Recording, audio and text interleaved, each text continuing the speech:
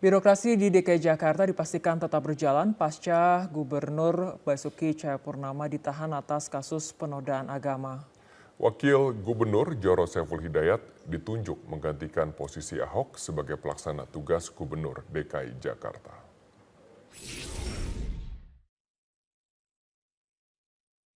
Penahanan Basuki Cahayapurnama atas vonis kasus penodaan agama meninggalkan sisa jabatan sebagai Gubernur DKI Jakarta selama 5 bulan atau hingga Oktober 2017. Roda birokrasi di ibu kota lantas menjadi perhatian karena tak memiliki pucuk pimpinan. Pemerintah pun segera menyiapkan keputusan Presiden untuk mengisi kekosongan jabatan di DKI Jakarta. Kemudian Kemendagri supaya jalannya pemerintahan di DKI sampai pelantikan gubernur definitif hasil pilkada serentak, Kemendagri akan menugaskan wakil gubernur DKI sebagai pelaksana tugas gubernur DKI Jakarta sampai Oktober, supaya jangan ada kekosongan pemerintah. Mengambil keputusan, harus ada apa-apa, kan harus ada yang mimpin.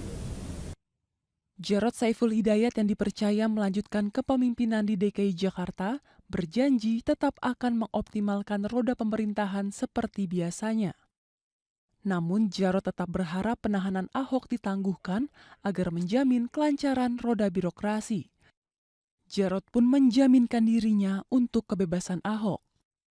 Tadi saya sampaikan bahwa kita tetap fokus untuk bisa memberikan pelayanan terbaik bagi warga Jakarta sampai dengan Oktober 2017.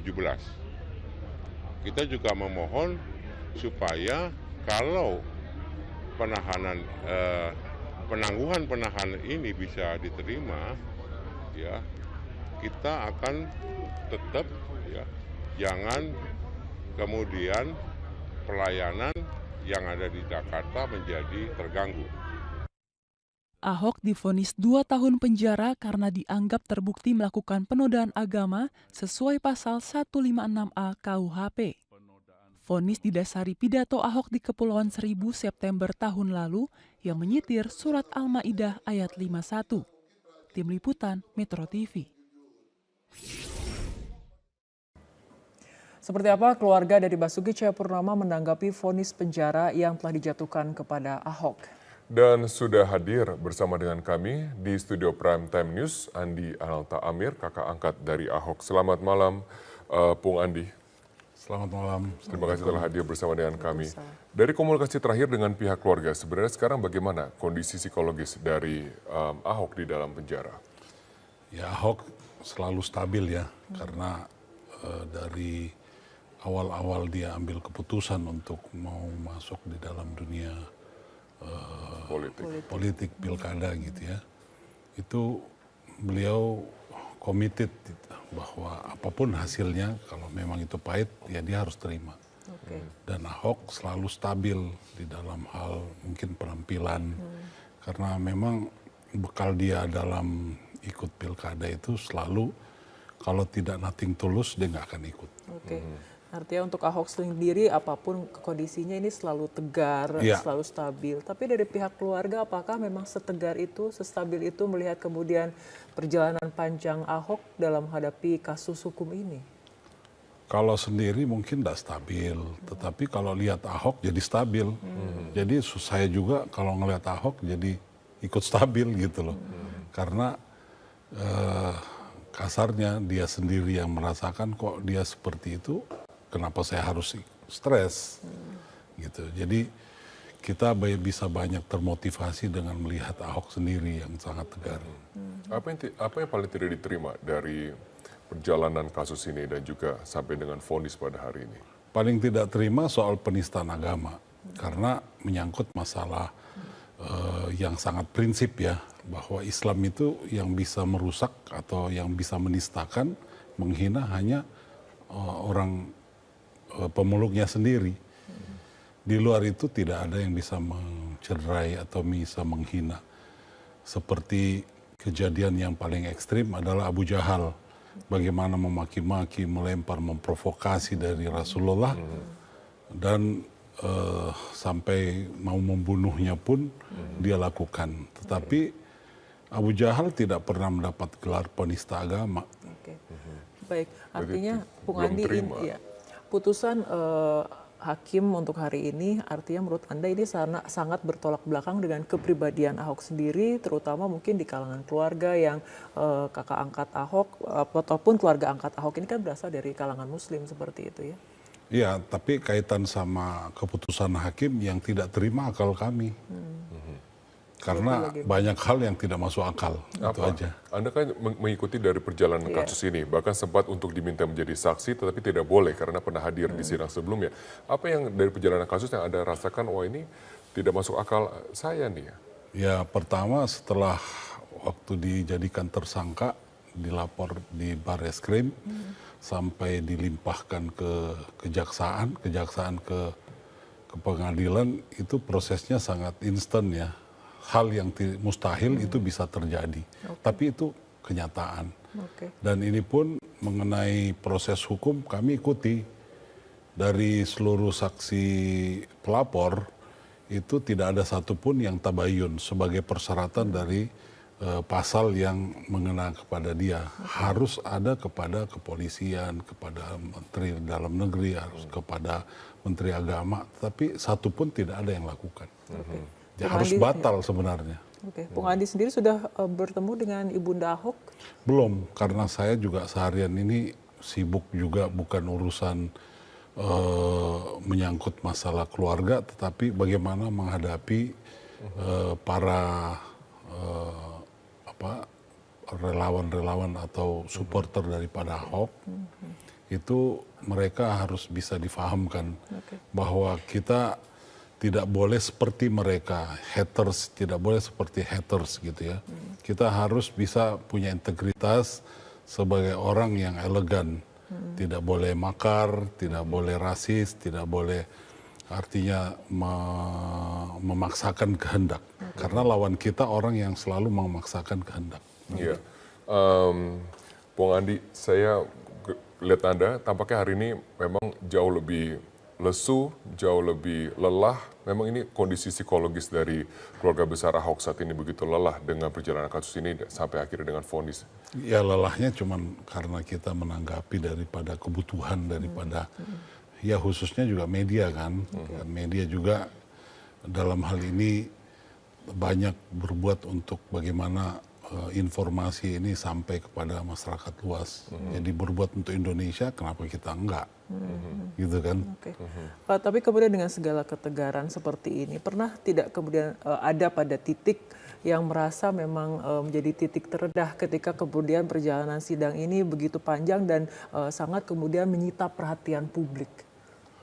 Sebenarnya kalau mau dibilang mencapai titik terendah, kalau ini menyangkut masalah spirit yang datang daripada pembelaan atas nurani, itu tidak akan pernah lelah. Itu namanya ikhlas. Kalau ikhlas nggak akan pernah lelah.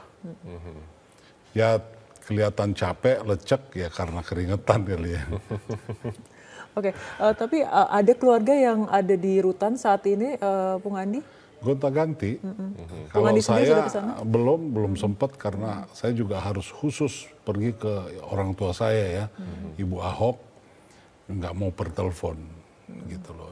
Jadi beliau itu kan yang perlu. Ibu Ahok yang Anda sendiri merasa itu orang tua Anda ya, sendiri? Ya, memang orang tua saya. Sedemikian dekat hubungan Anda, keluarga Anda, keluarga Ahok seperti itu? Ya, kami ini ditakdirkan bersaudara. Ya sebagai satu karunia, karena kita ini juga sangat mudah seharusnya karena dititip sebagai bangsa Indonesia. Jadi mudah memahami. Ya, apakah Ibunda Ahok menangis mendengar vonis tadi? Ya mungkin tangisan itu cuman apresiasi daripada kekecewaan terhadap keputusan aja, mungkin dia ada di situ. Tapi menangis tadi mendengar putusan ini. Ya tentu namanya orang tua kecewa, tangisan itu ya keharuan lah. Bagaimana kita melihat anak kandung dizolimi itu kan pasti ada keprihatinan. Kalau ibu saya pasti udah pingsan. Karena udah pingsan, hubungan yang udah sangat anfal dekat. ya, gitu. Berarti cukup tegar untuk menghadapi ini. Iya. Oke. Kalau Ibu Ahok cukup tegar, itu beliau orangnya sangat punya jiwa juang lah. Iya. Anda juga cukup haru untuk melihat bagaimana ketegaran dari Ibunda Ahok. Apa pesan yang disampaikan pada saat sudah mendengar vonis bahwa Ahok kemudian tidak hanya bersalah, tapi juga Ahok langsung dipenjara? Kalau itu kan buat kita secara keseluruhan, termasuk kepada para pendukung Ahok, itu semua mengalami rasa bagaimana wujudnya petir di siang bolong. Kaget, mengagetkan. Dan kami harus berhadapan dengan logika kami dan nurani. Ini yang mungkin agak perlu distabilkan. Nah, masing-masing pihak punya cara yang sendiri-sendiri. Gitu. Oke, cara sendiri-sendiri dari keluarga Ahok sendiri, tim kuasa hukum, ini mengenai upaya hukum lanjutannya, Bung Andi. Ini kan akan ada banding dan kemudian yang paling dekat sekarang mungkin ada permohonan penangguhan penahanan ya seperti itu. Ya tentu. Ya, ini bagaimana bisa Anda ceritakan upaya-upaya yang akan dilakukan? Kalau proses banding itu kan mutlak ya dilakukan, dan juga Ahok juga sudah menyatakan kami banding. Dan untuk penangguhan penahanan tentu ini hal yang sangat prioritas, dan kami semua bersedia untuk menjadi penjamin gitu. Oke, itu masih tetap berjalan. Bung Andi, kalau kita lihat saat ini pendukung Ahok itu masih berada di rutan Cipinang untuk kemudian mereka menuntut untuk bertemu atau kemudian penangguhan penahanan dikabulkan sesegera mungkin. Tapi kan ada proses dan juga waktunya.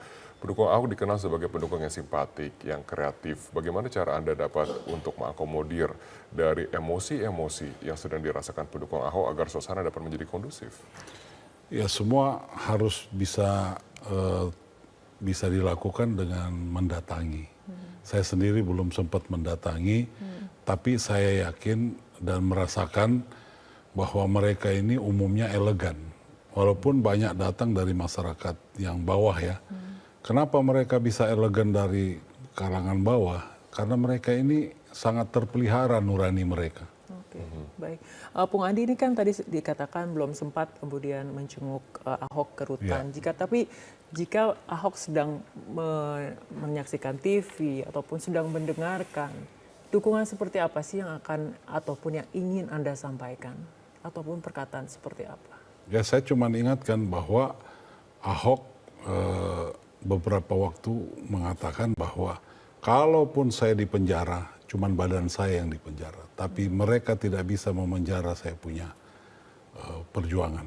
Saya punya cita-cita, saya punya pikiran, saya punya kreativitas. Dia tidak akan bisa penjara. Bagaimana memperjuangkan yang hak melawan kepada para koruptor, dia nggak bisa penjara. Oke, terima kasih telah hadir bersama dengan kami, Bung Andi Ananta Amir. Terima kasih telah hadir bersama dengan kami di Prime Time News.